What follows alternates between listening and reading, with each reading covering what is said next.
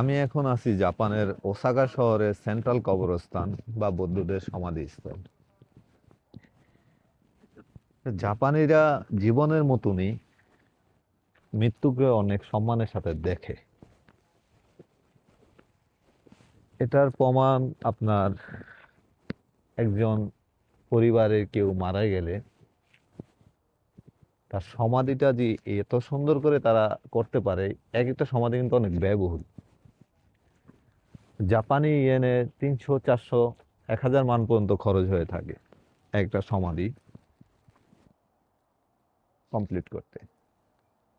তো এটা হলো জাপানিরা তাদের পরিবার প্রতি ভালোবাসা, সম্মান, নিয়ম, সংস্কৃতি, মানে মৃত্যুর পরও তারা এটা ধরে রাখে।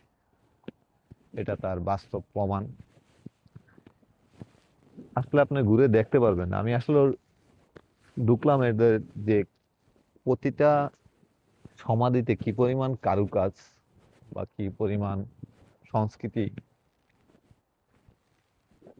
এটা দেখার জন্য।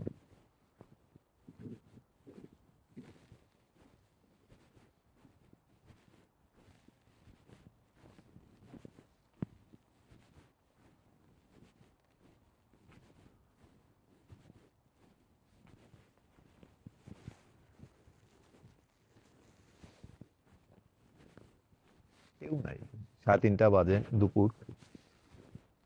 অনেক বড় কবরস্থান বা সমাধি জায়গা, একটু ভয়ও লাগছে, কিন্তু ওদের এই সংস্কৃতি বা এই কারুকাজ গুলো দেখে আমার খুব ভিতরে